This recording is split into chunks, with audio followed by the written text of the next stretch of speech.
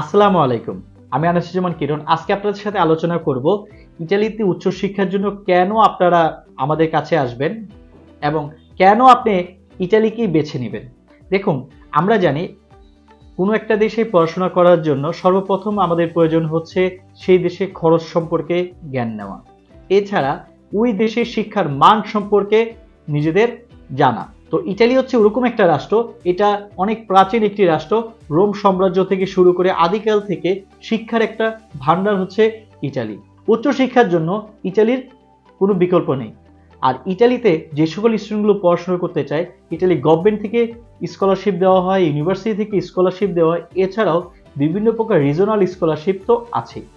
আপনারা যারা ইতালিতে উচ্চশিক্ষার কথা ভাবছেন এবং অল্প খরচে পড়াশোনা করতে চান, তাদের জন্য সঠিক এবং প্রথম পছন্দই হচ্ছে ইতালি। ইতালিতে পড়াশোনাটা এতটাই সহজ যে অন্যান্য ইউরোপগুলোতে অনেক খরচ দিতে হয়, ইতালিতে ওই পরিমাণ খরচ লাগে না। এছাড়া ইতালির প্রত্যেকটা ইউনিভার্সিটি হচ্ছে কিউএস র্যাঙ্কিং ইউনিভার্সিটি এবং পাবলিক ইউনিভার্সিটি। আমাদের দেশের ইউনিভার্সিটির চেয়ে ইতালির ইউনিভার্সিটির র্যাঙ্কিংগুলো প্রায় 1000 থেকে 500-র উপরে। আমরা অনেকেই চাই যে একটা পাবলিক র্যাঙ্কিং ইউনিভার্সিটিতে পড়াশোনা করব এবং খুব স্বনামধন্য ইউনিভার্সিটিতে পড়াশোনা করব।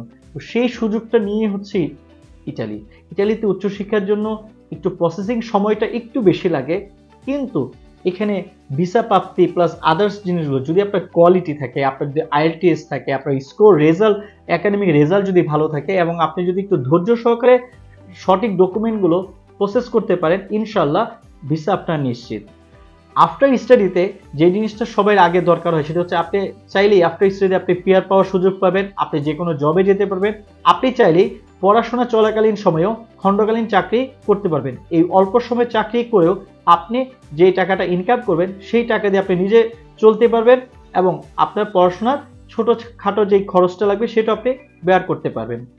আর ইতালিতে পড়াশোনা করার জন্য একটা ব্যাংক সলভেন্সি যেটা দেখাইতে হয়, এটা অন্যান্য দেশের তুলনায় অনেক কম। আপনার এখানে 15 থেকে 20 লাখ টাকা হলেই আপনার হচ্ছে ব্যাংক সলভেন্সিটা এনাফ এবং আপনি এই টাকাটা আপনি দেখাইতে পারেন। এবং ইটালিয়ান মিনিস্ট্রি লিভিং এক্সপেন্স এবছর হচ্ছে 460 ইউরো প্লাস মাইনাস হবে, সেটাও আপনারা দেখে নিতে পারেন।